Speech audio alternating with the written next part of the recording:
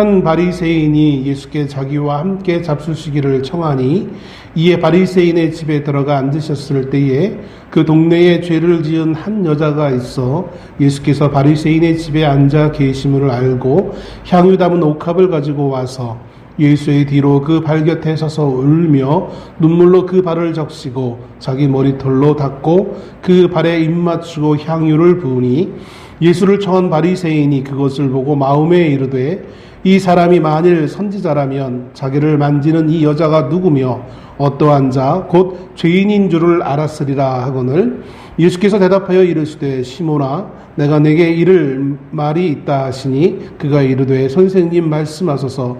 이르시되 빚 주는 사람에게 빚진 자가 둘이 있어 하나는 500데나리온을 줬고 하나는 50데나리온을 줬는데 갚을 것이 없으므로 둘 다 탕감하여 주었으니 둘 중에 누가 그를 더 사랑하겠느냐? 시몬이 대답하여 이르되 내 생각에는 많이 탕감함을 받은 자니이다. 이르시되 내 판단이 옳다 하시고.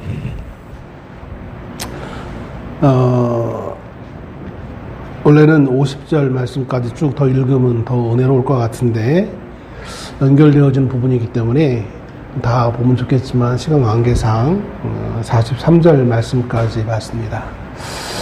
말씀을 준비하면서 공교롭게도 이 본문의 말씀을 그렇게 오랜 시간이 지나지 않은 올 초에 이 말씀을 한번 봤던 기억이 나더라고요. 그때는 이제 이 앞에 부분이 아니라 뒷부분의 말씀을 읽었어요. 공교롭게도 또 다시 한번 보는데 똑같은 본문이지만 그때 다루지 못했던 부분들을 오늘은 좀 더 살펴보려고 이 말씀을 굳이 한 번 더 들고 올라왔습니다. 아마 올 초에 1월 달쯤에 말씀 전했기 때문에 그 말씀과 이 말씀을 같이 또 비교하면서 들어보시는 것도 좀 더 전체적으로 다 이해하는데 도움이 되지 않을까라는 생각을 해보게 되었습니다. 본문에 등장하는 인물들이 이렇게 많지는 않습니다.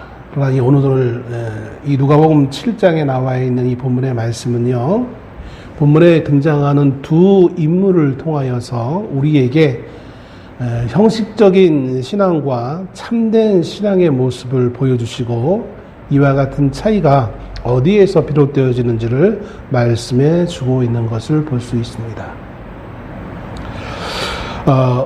우리가 하나님을 믿는 그 모든 것들을 믿음 혹은 신앙 그리고 그 살아가는 것을 신앙생활, 믿음의 생활이라고 이렇게 표현을 하죠. 근데 믿음의 생활 혹은 신앙생활에 있어서 두 가지의 모습이 있을 수 있을 것입니다. 그 하나는 그 믿음의 생활이 단지 형식적인 것에 지나지 않는 그런 모습일 수도 있을 거예요. 다른 하나는 그것과는 정반대인 참된 믿음의 생활이라고 할 수 있을 것입니다. 이 형식적인 믿음의 생활이나 아니면 참된 믿음의 생활. 어떤 이는 우리가 똑같은 자리에서 같은 시간에 하나님을 예비하지만 어떤 이는 참된 믿음의 신앙 생활을 하고 있는 사람이 있을 수 있고 어떤 사람은 형식적인 믿음의 생활을 하는 경우도 있는 것을 보게 되었습니다. 그렇다고 해서 우리의 신앙이 한번 형식적이거나 참되면 언제까지나 끊임없이 계속 늘 참된 사람은 항상 참되고 또 형식적인 사람은 항상 형식적이고 이런 식으로 살아가지는 않을 것입니다. 우리 하나님에 대한 우리의 태도에 따라 우리의 신앙은 이 두 사이를 늘 왔다 갔다 하는 모습을 보게 되어져요.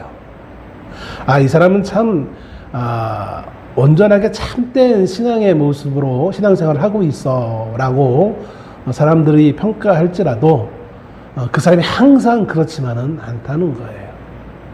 때로는 그 사람도 남이 보기에는 정말 올바른 신실한 신앙의 생활을 하고 있는 것처럼 보이는 그 사람일지라도 어떤 때는 너무 하나님 보시기에 형식적인 모습으로 있을 수도 있어요. 또 반대로 우리가 보기에는 뭐 저렇게 신앙생활을 하지? 라고 하는 사람일지라도 때로는 그가 정말 하나님 앞에 정말 참되게 신실한 모습으로 있는 시간도 있는 것을 보게 되어집니다. 예전에 제가 신학생 때 새벽에 기숙사 이제 기숙사에서 생활을 하다 보니까 새벽마다 이제 그 기숙사에서 같이 예배를 드립니다. 뭐 그때 한 200명 정도 되어지는 학생들, 200명이 조금 넘는 1학년부터 4학년까지 이 학생들이 한 250명 정도 됐던 것 같아요. 그러면 새벽마다 새벽 예배를 드리면 그런 데 예배에 참석하는지 안 하는지 체크를 하게 되어져요. 제가 이제 그때 3학년 때인지 4학년 때인지 좀 기억은 정확하지는 않은데 예배부장을 했었어요. 그때 임시로 했었는데 한 번은 제 마음속에 그런 감동을 하나님이 주셨어요. 새벽에 기왕 하나님께 예배를 드리는데 내가 하나님께 뭔가 좀 다른 모습으로 하나님께 하루를 시작하면 좋겠다. 그래서 제가 생각해낸 것이 아침에 새벽 예배 끝날 때까지 나는 그 누구와도 내 첫 말을 하나님 앞에 해야지 사람에게 하지 않겠다라는 그런 제 나름의 그런 각오를 했던 적이 있어요. 결심을 했던 적이 있어요. 그래서 새벽에 4시에 일어나서 이제 예배 시간 끝나고 이제 개인 기도 들어가고, 개인 기도 들어가면 어차피 다른 사람과 이야기할 수는 없지만 깨어나서 방에 있는 친구들하고도 뭐 인사도 안 나누고 그냥 뭐 세수하고 머리 감고 옷 추려입고 나가서 예배를 준비하는 거예요. 먼저 일어나서 자는 학생들 깨우기 위해서 음악 틀고, 기숙사 전체 들을 수 있도록 음악 틀고 예배 준비하고, 그리고 나서 이제 오는 학생들에게 예배표를 나눠줘야 돼요. 그 학생들이 그 예배표를 받아서 자기가 그날 출석했으면 거기다 이름을 적어서 끝나고 나갈 때 조그만 통에다가 그 이름표를 자기 쓴 거를 내는 거예요. 한 사람이 한 장씩만 줘야 됩니다. 여러 장 주면 다른 사람 친구 거 이름 거 넣어줄까봐 일부러 한 사람이 그날 아침마다 한 장씩 나눠주는 거예요. 이게 예배부장이 하는 일이었어요. 그럼 사람과 사람이 처음 만나니까 어때요? 아침에 인사를 해야 되잖아요. 나는 근데 인사를 해야 되는데 뭘 결심했어요? 사람들과 먼저 처음 이야기하지 않겠다. 내 마음은, 내 결심은 참 하나님 보시기엔 좋았을지 모르겠어요. 그 자체만은. 근데 이제 아침에 다른 사람과 이야기를 안 하겠다라는 게 포함되니까 내가 하나님과의 첫 일성을, 하나님과의 교제를 하지 않고서는 사람과 이야기하지 않겠다라는 그런 마음을 결심하고 나니까 아침에 예배실에 오는 친구들 혹은 후배들, 선배들을 봐도 그냥 고개만 끄덕하는 것이지 말을 하지 못하는 거예요. 참 나중에는 이제 별 이상한 이야기들이 들리기도 하더라고요.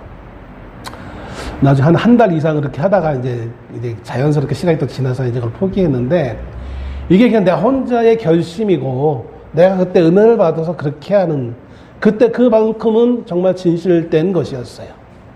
근데 이것이 누군가가 꼭 그렇게 해야만 해 돼 라는 누군가가 그렇게 강요를 해서 모든 사람이 그렇게 한다면 이것은 참된 것이라기보다는 형식적인 것을 흐를 수가 있을 수 있죠.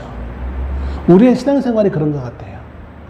누군가가 정말 선한 의도를 가지고 이렇게 하는 게 하나님 앞에 내 마음을 드리는 거야 라고 시작했지만, 그 시작은 정말 그 개인이 참된 마음으로 시작했지만 그것이 시간이 지나가면서 또 다른 사람들에게 전달되어지면서 오해의 소지가 있을 수 있고 그것이 변질되어진 수 있는 개연성이 너무나 많은 것을 보게 되어집니다. 오늘 본문의 말씀은 그런 것은 꼭 아니겠지만, 그럼에도 불구하고 여기 두 사람의 인물을 통하여서 하나님이 우리에게 형식적인 신앙을, 하나님을 믿는다고 하면서도, 예수를 믿는다고 하면서도, 또 예수님과 교제한다고 하면서도 우리의 모습이 참되지 못하고 형식적인 모습으로 흘러가는 어떤 그런 모습을 지적하면서 우리의 모습을 다시 한번 돌아볼 수 있는 계기를 삼기 위해 이 말씀을 하고 있는 예수님의 모습을 발견하게 되어집니다. 본문에는 정확하게 누군지는 모르겠지만 그의 사회적 신분으로 본다면 바리새인이라는 그 신분을 가지고 있었던, 또 그리고 43절에 와서 예수님이 비로소 그를 이렇게 질문을 할 때에 알 수 있는 이름, 단 한 가지의 이름, 그것은 시몬이라는 이름을 가지고 있는 이 사람이 예수님을 초청하여서 예수님이 그 집에 가셔서 함께 교제하는 가운데 일어났던 하나의 사건을 기록해 주고 있는 것을 보게 되었습니다. 그런데 이 동네에 이 바리새인이라는 이 사람은 뭐 늘 우리가 설교를 하다 보면, 말씀을 듣다 보면 익숙한 것 중에 하나가 바리새인이라는 단어예요. 이 바리새인이라는 이 신분은 한마디로 이런 거예요. 구별된 사람이에요. 구별되는 건 뭐에 구별됐냐면 거룩하게 구별됐다라고 이해하시면 돼요. 이들이 실제로 거룩하게 구별되어졌는지 안 됐는지는 몰라요. 하나님만 아세요. 근데 그들 스스로가 우리는 구별된 사람이야 라고 주장하며 살던 부류의 사람들이 바리새인들이에요. 우리는 쉽게 그 바리새인들의 위선을 많이 설교를 통해서 들어와서 바리새인, 저 사람 참 나쁜 사람들, 위선적인 사람들이라고 말할지 모르겠지만, 물론 실제로 위선적이기도 하지만, 그러나 그들 나름 사실 그들도 처음에는 정말 신실하게 하나님 앞에 그들 구별된 모습으로 살기를 결심했던 사람이었고, 그래서 다른 사람들과는 다르게 다른 사람들은 그저 평범하게 신앙생활을 하던 사람이었지만 그 유대인들 가운데서 매우 독특하고 구별된 모습으로 하나님을 섬기려고 했던 사람들이 이 바리새인이라는 사실을 우리는 결코 간과해서는 안 돼요.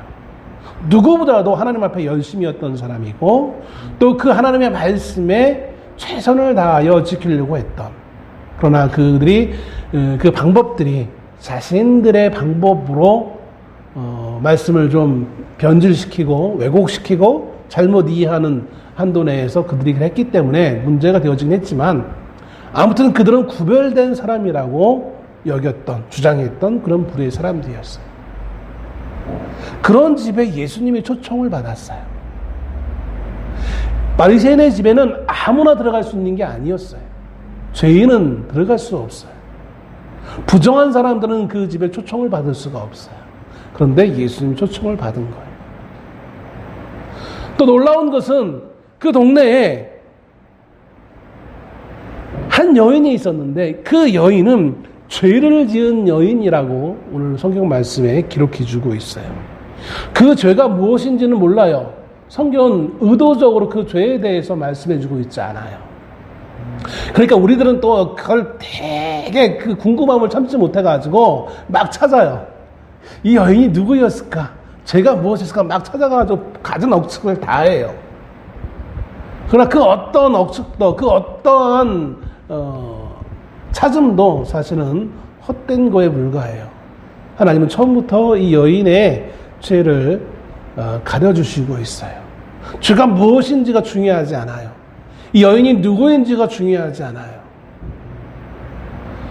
문제는 이 여인은 분명히 죄를 지은 여자라는 거예요. 근데 그 죄를 지은 그 여인이 예수님이 바리새인의 집에 있다는 말을 듣고 예수님을 만나기 위해 이 바리새인의 집에 찾아왔다는 거예요. 제가 좀 전에 말씀드리기를 바리새인의 집에는 아무나 들어갈 수 없다라고 말했어요. 오늘 정황상 보면 이 여인이 죄인이라는 사실을 하나님만 아시고 이걸 기록하고 있는 것이 아니라 바리새인도 알고, 그리고 바리새인이 안다는 건 그 동네에 또 그 바리새인 집에 있는 수많은 가족들을 다 알고 있는 상황이라는 거예요. 그런데 그 죄인인 이 여인이 너무나 자연스럽게 예수님이 있는 곳에 들어와 있어요. 예수님 바리새인의 집에 앉아 계셨는데 그 앉아 계신 예수님의 다리 있는 끝에 이 여인이 서 있어요.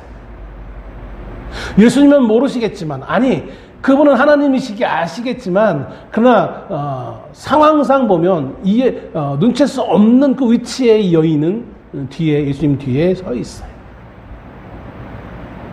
보편적으로 유대인들이 아마 이 예수님을 초청한 이 바리새인은 식사를 위해서 초청했기 때문에 예수님의 앉아있는 자세는 우리가 알고 있는 이렇게 의자에 그냥 뻣뻣하게 앉아있는 자리가 아니라 유대인들은 식사할 때 좀 비스듬하게 이렇게 자리를 앉아요. 우리는 우리 예절상 식사 그 테이블에 이 손을 이렇게 올려놓는 게 예의에 어긋나는 거지만 유대인들은 너무나 자연스러운 거예요.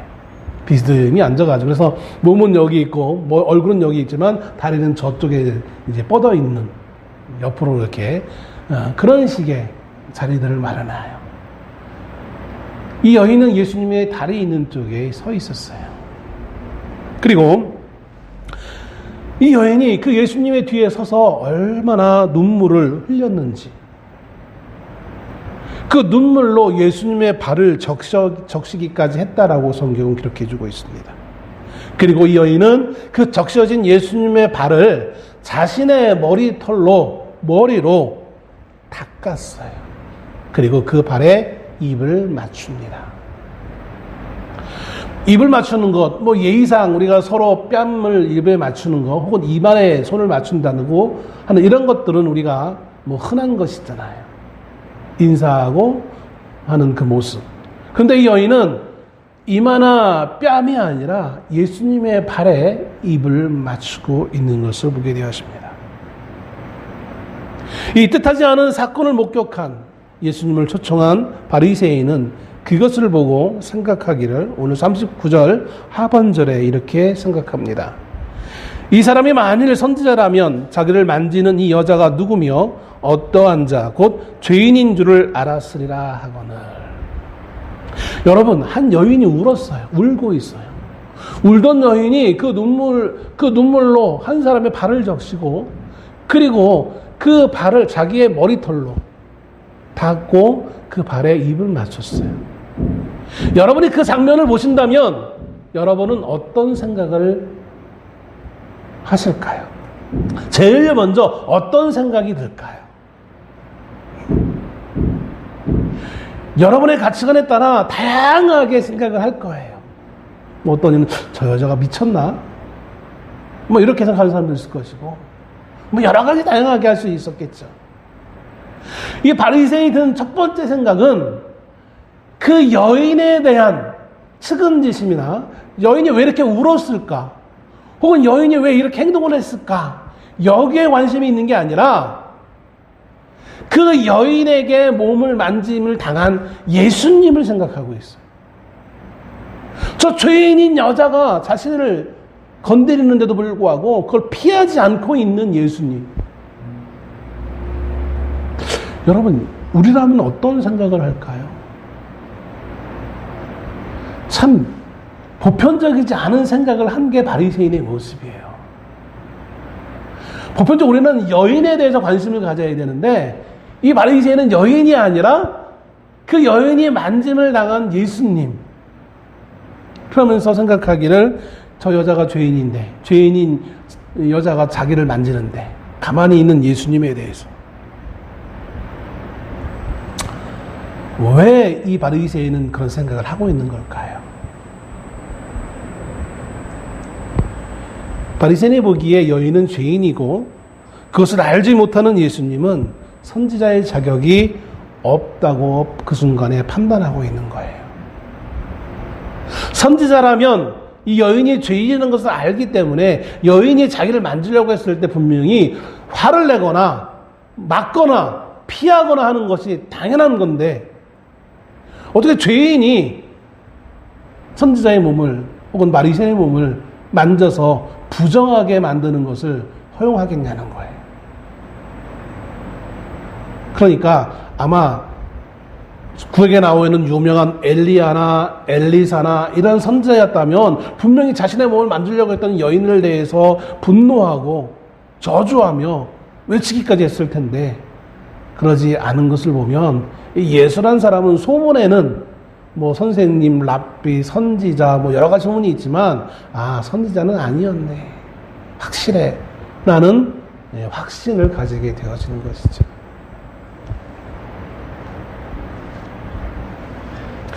결국 이것은 이 바리새인, 이 시몬이라는 이름을 가진 이 바리새인의 이 하나의 생각은 결국 그가 예수님을 초청했던 그 모든 초청의 과정에 있는 것조차도 그저 그냥 예수님의 소문에, 호기심에 예수님을 만나려고 했던 것이 불과한 것이고, 그러니까 예수님을 믿거나 예수님에 순종하거나 예수님을 통하여서 뭔가 하나님의 말씀을 듣고자 하는 처음부터 믿음의 행동은 아니었다는 사실을 보여주는 거예요. 바리새인은 분명히 하나님을 믿는 믿음의 사람이었어요. 그리고 그는 그 믿음의 표현으로 당시 유명했던 예수님을 초청하여서 예수님에게 무언가 말씀을 들으려고 했던 그런 마음이 있었겠죠.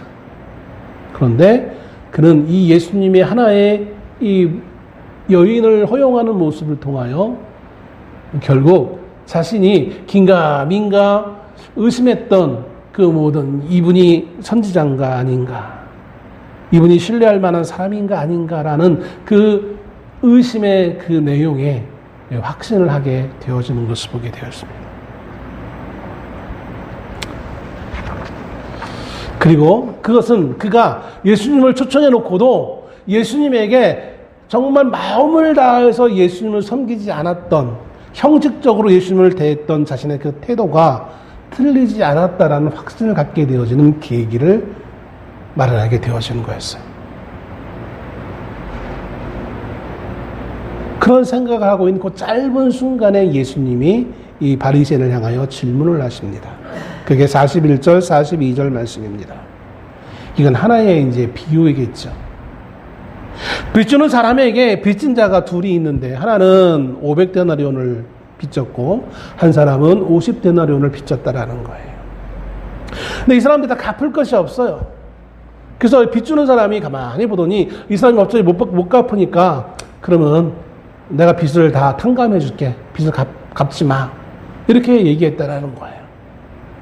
그러니 자, 시몬아, 이 둘 중에 누가 더 저 빚주는 사람을 더 사랑하겠느냐. 그러자 시몬이 너무나 당연하다는 듯이, 상식적이잖아요, 이거는. 아유, 50데나리온보다 500데나리온을 탕감받은 사람이 더 이 빚준 사람을 더 사랑하겠지요.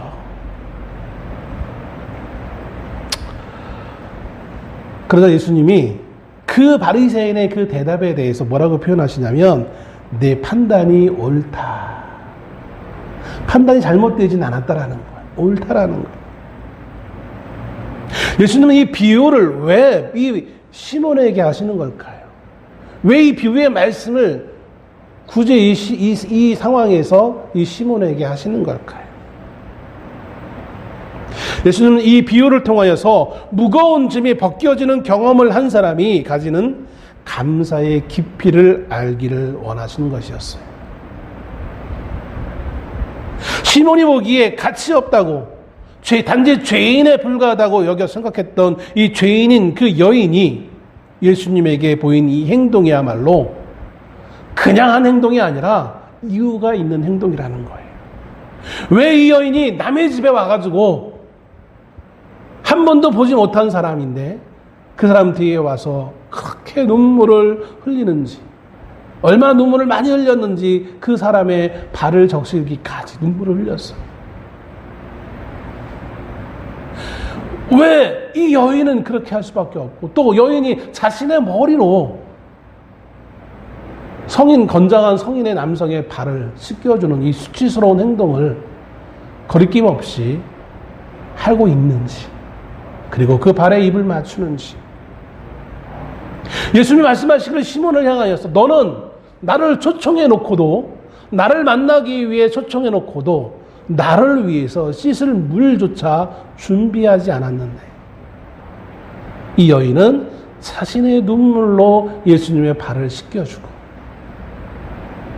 또 그 눈물을 자신의 머리로 닦아주고, 그리고 너는 나에게 입술도 볼에 키스도 해주지 않았는데, 이 여인은 볼이 아니라 나의 발에 입을 맞추는 이 정말 행동을 한 이유는 오늘 예수님이 말씀하셨던 이 비유에 나와 있는 탕감받은 사람, 두 사람의 탕감받은 이 사람 가운데 어디에 해당되겠습니까? 이 여인이 바리새인이 하지 못한 행동을 한 이유는 이 여인이 훨씬 더 바리새인보다 하나님 앞에 탕감받은 것이 많기 때문이라는 사실을 비유를 통해서 말씀해 주고 있는 거예요. 이 여인이 바리새인보다, 정작 예수님을 초청했던 바리새인보다 훨씬 더 사랑할 수 있었던 이유가 바로 여기에 있다는 사실을 말해주고 있는 거예요. 이 여인이 비록 자신이 초청하지 않은 예수님이었음에도 불구하고 바리새인이 형식적으로 그냥 음식만 제공하면 될 것 같은 그런 상황으로 이해해서 그렇게 모든 것들을 전개해 나가고 있는 반면에, 이 여인은 비록 진수성찬은 마련하지 못했을지라도 그가 할 수 있는 최선의 성의를 표현할 수 있었던 것은, 이 여인은 하나님으로부터 받은 그 은혜가 크기 때문에 이렇게 형식적인 것이 아닌 진심의 쏘로 나오는 행동을 하고 있음을 말해주고 있는 거예요.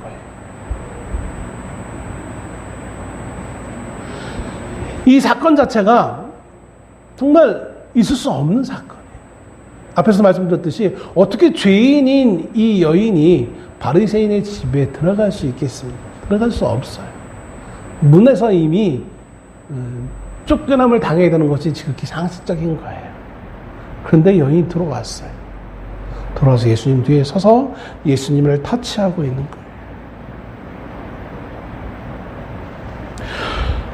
우리가 자꾸 형식적인 신앙에 빠져드는 이유는 바로 내 판단과 또한 주님이 우리에게 주신 그 사랑을 잊기 때문이라는 사실을 이 비유를 통해서 우리에게 말씀해 주고 있는 것을 보게 되었습니다. 또 우리가 자꾸 이 우리가 빚짐에 대해서 잊어버리는 것뿐만 아니라, 두 번째로 우리가 자꾸 형식적인 신앙생활을 하게 되어준 그 이유는 이 빚의 문제가 내가 해결할 수 있는 문제라고 착각하기 때문에 그런 거예요. 500데나리온과 굳이 50데나리온을 비교한 것도 이거예요. 50데나리온은 500데나리온에 비해서 너무나 적은 액수예요. 50데나리온을 빚진 자가 생각하기를 이제 빚을 갚아야 되는 날이 왔어요. 근데 지금 내가 날짜가 좀 모자라서 그렇지, 내가 나에게 시간만 더 주면 이 50데나리온쯤이야 내가 뭐 금세 갚을 수 있어요. 내가 좀 상황이 좋지 않아서 지금 잠깐 어려움을 당하고 있을 뿐인 것이지, 내 능력에 내 위치에 나 이거 충분히 갚을 수 있어, 나는 할 수 있는데 단지 시간이 모자랄 뿐이야, 이런 생각을 할 수 있다는 것이죠. 반면에 500데나리온 빚진 자는 아무리 나에게 시간이 줘도 이거 갚을 수 없는 거액이야. 이런 두 사람이 있다고 한다면, 여러분 그 빚을 똑같이 탕감했을 때에 누가 더 고마워할 수 있겠습니까? 감사하겠습니까? 50데나리온 탕감받은 자는 아마 어쩌면 나를 무시하나? 나에게 시간만 좀 더 달래니까 너 뭐 갚지 말라고 해? 난 떳떳하게 내 힘으로, 내 노력으로 내가 갖고 나 떳떳하게 있고 싶은데, 이렇게 말할 수 있겠지. 우리는 하나님 앞에, 하나님의 그 용서하심과 사랑하심 앞에 너무나 떳떳하게 내 능력을 자랑하며 내가 할 수 있음에 대해서 자만하고 있는 경우들을 종종 보게 되어집니다. 내가 시간이 없어서 그랬죠. 나에게 시간만 주면, 나에게 이 상황만 좀 지나가면 내가 할 수 있는데, 라는 그런 주장을 하면서 하나님이 우리에게 주신 것에 대해서 감사하지 못할 때가 너무나 많은 것을 보게 되었습니다. 그러기에 우리는 하나님 앞에 똑같이 하나님의 은혜를 경험하고 하나님 앞에 구원받는 백성임에도 불구하고 하나님 앞에 나올 때 우리의 자세는 극히 다를 수밖에 없는 것을 보게 되었습니다. 이 여인이 예수 앞에 나오게 되어진 것은 바로 이 하나님의 은혜에 감사했기 때문인 것입니다. 누가복음 7장에는요, 사실 이 사건만 우리가 봐서 그렇지, 누가복음 7장을 좀 전체적으로 확대해서 이 본문을 보면 여기서 말하고 있는 것이 무엇인지 좀 더 좀 명확하게 알 수 있어요. 누가복음 7장 1절부터 나오는 내용에 보면 거기에 백부장의 믿음에 대해서 말씀해 주고 있어요. 백부장의 믿음에 대해서 말씀하면서 예수님이 이렇게 말씀하셨어요. 이스라엘 중에서도 이만한 믿음을 만나보지 못했다. 이스라엘, 당연히 하나님의 백성인 이스라엘 중에서도 이만한 믿음이 없었다라는 거예요. 그리고 오늘 본문의 내용에는 뭐 여인은 이스라엘이긴 하지만 누구 어떤 존재였어요? 죄인인 여자였어요.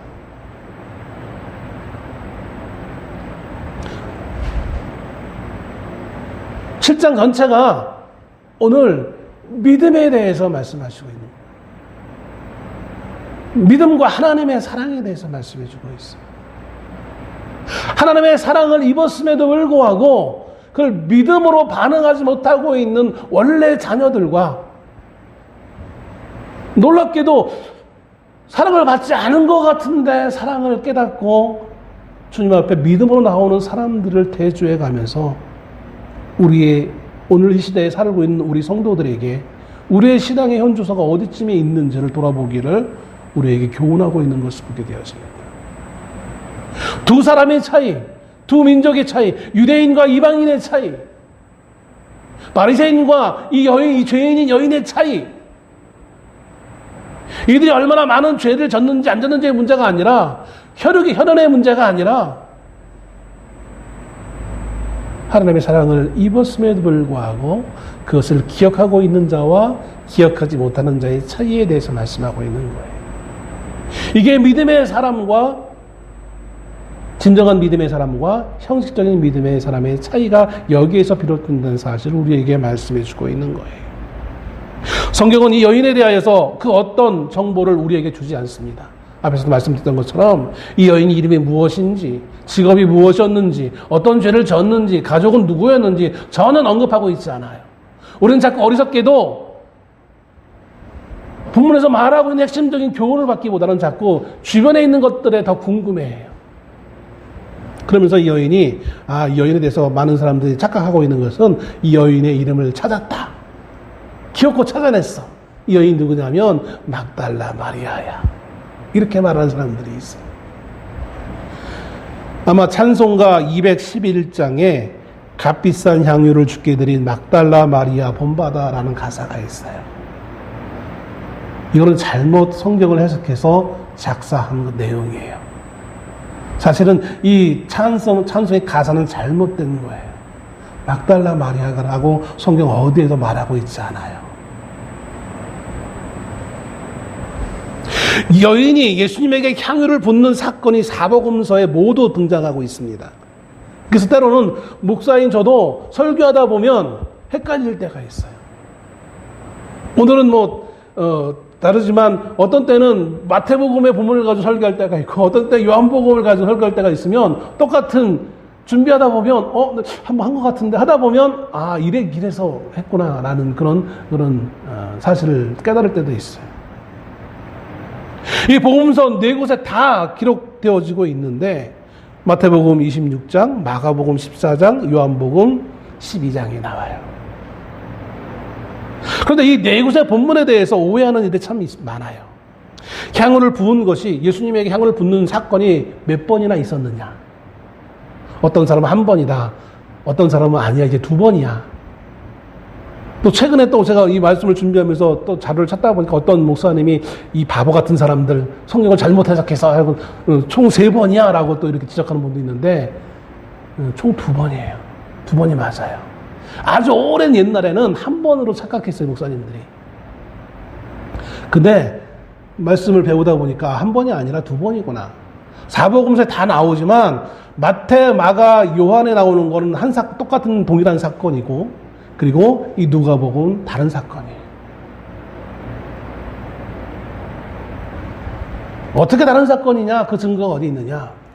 마태와 마가와 요한복음에 나와 있는 향유를 붓는 사건은 예수님이 십자가에 돌아가시기 바로 전에 있었던 사건이에요. 그래서 예수님이 이 사건을 해석하시면서 거기에는 뭐라고 나오냐면 구체적으로 향유를 붓는 향유의 값이 나와요. 300데나리온.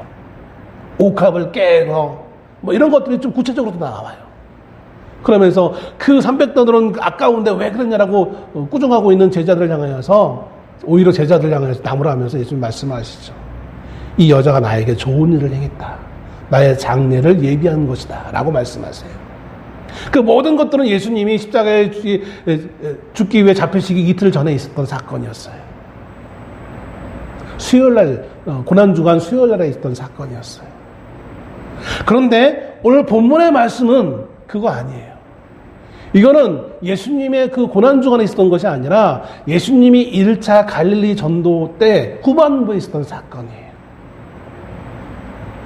그리고 다른 모든 세복으로 나와 있는 사건은 거기에 보면 거기에도 시몬이라는 이름이 나와서 헷갈리는 거예요, 사실은. 가나안인 시몬. 그 다음에 그 동생 마리아와 마르다. 거기에서 부는 사건, 그 향을 붓는 여인은 마리아, 그 시몬의 동생 마리아가 맞아요. 그 마리아도 막달라 마리아는 아닙니다. 아무튼 다른 복음서에 나와 있는 것들과 자꾸 헷갈려가지고 사람들이 잘못 이해하는 경우가 있어요. 그런데 다른 세 복음서에 나와 있는 건 분명하게 예수님이 그걸 해석해 주세요. 내 장례를 예비하는 것이다. 그럼 오늘 본문에는 그런 말씀을 전혀 안 하세요. 철저하게 예수님이 이 중심적인 내용만 교훈하기 위해서 여인에 대해서 더 이상 언급하지 않으세요. 그리고 이 여인에 대해서 믿음과 사랑에 대해서만 말씀하고 있는 것을 보게 되어져요.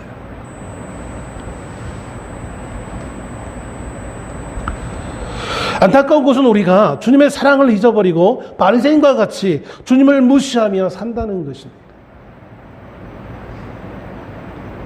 실제로 우리의 삶을 살펴보면 주님께서 우리 가운데 주님으로 인정받지 못하고 계시는 것을 볼 수 있습니다. 주님이 우리의 주인이시라면서요. 근데 우리는 그 주인을 초청해 놓고도 초청했으니까 좀 여러분 계시고 내가 다 할게요. 막 이러고 살고 있는 거예요.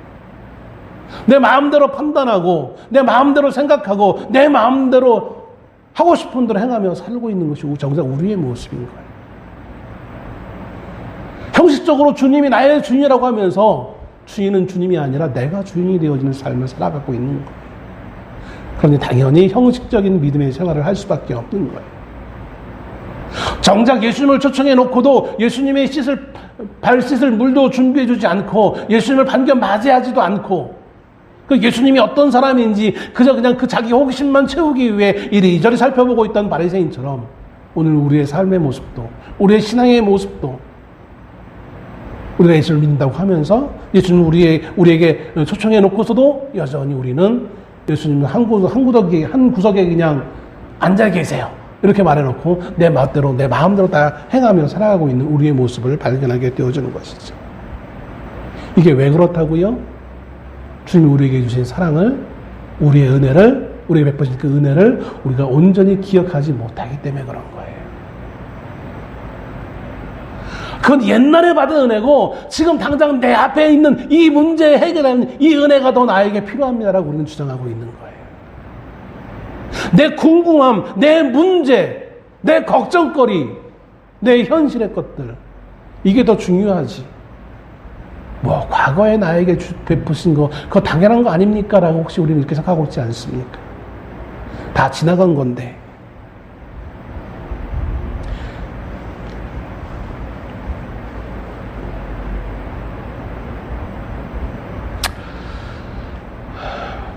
그럼에도 불구하고 소망이 있는 것은요, 예수님은 바리새인이 그런 사람인지 알고 계신다는 거예요. 바리새인이 예수님을 초청했을 때 얘가 나를 잘 섬기기 위해서 초청했구나, 예수님이 이렇게 기대하고 오시지 않았어요. 여기에 우리의 소망이 있어요.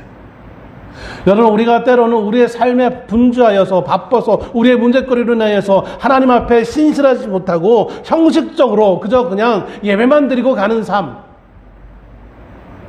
그래서 일주일에 한 번 정도만 그냥 하나님이라는 단어를 떠올리면서 하나님과 상관없는 인생의 삶을 살고 있는 우리의 모습을 주님이 다 알고 계신다는 거예요.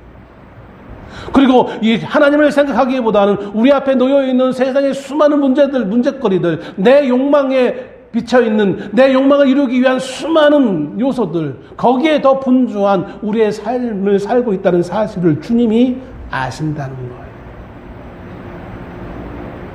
그리고 그 사실을 알면서도 주님은 이 바리새인을 책망하지 않고 그를 한 번이라도 더 깨우치 하기 위해서 이 비유의 말씀을 하셨던 것처럼 우리에게 다시 한번 오늘 말씀을 통해서 우리에게 권면하고 계시는 거예요. 여기에 우리의 소망이 있는 거예요. 너 왜 그렇게 형식적인 믿음의 생활을 하니? 이렇게 꾸중하시지 않아요.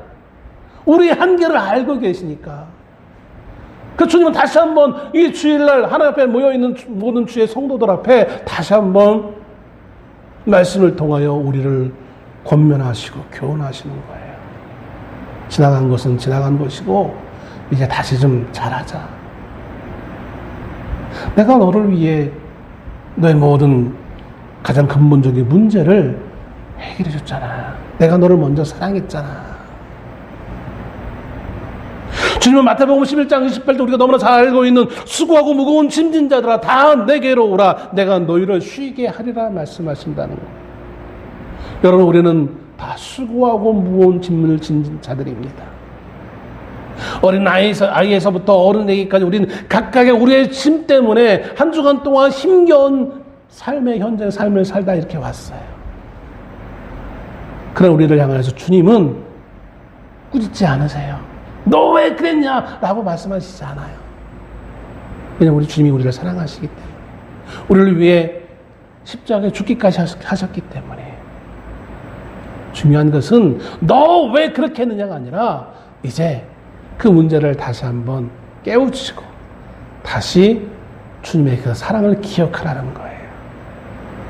우리가 빚진 자임을 기억하라는 거예요. 그 빚을 탕감받은 자임을 기억하라는 거예요. 그리고 이제 좀 지난주에는 어제까지는 내가 형식적인 믿음의 삶을 살았다면 이제 오늘 다시 한번 이 말씀의 권면을 듣고 이 여인처럼 눈물을 흘릴 수 있는 하나님 앞에 진실되게 좀 서보자. 그렇게 살아보자. 우리에게 권면하고 있다라는 거예요. 여러분 우리는 날마다 넘어집니다. 날마다 쓰러집니다. 날마다 실패합니다. 실패하면 세상은 인정하지 않고 이제 끝나는 거예요. 아웃이에요. 더 이상 우리에게 기회를 주지 않습니다. 그러나 주님은 전능하신 하나님은 우리에게 다시 한번 기회를 주십니다. 우리를 다시 일으켜 주십니다. 다시 세워 주십니다. 우리가 빚진 자임을 그 어떤 말도 아니고 우리가 빚진 자임을 다시 알게 하시고 이제 빚진 자로서 탕감해 주신 그 하나님 앞에 진실함으로 나올 수 있기를 주님이 먼저 우리를 사랑하셨기에 우리 또한 주님을 사랑하며 또한 이웃을 사랑하며 살아가기를 기대하시면서 그러기 위해 주님이 오늘 다시 한번 이 말씀을 통해서 우리를 권면하고 있는 것입니다. 우리는 또 실패할 겁니다. 그러나 그 실패했다고 해서 우리가 낙심하거나 포기하지 않아야 됩니다. 왜냐하면 그 모든 소망은 나에게 있는 것이 아니라 나의 삶의 나의 환경의 변화에 있는 것이 아니라 나의 빚을 탕감해 주신 그 주인에게 있기 때문인 것입니다.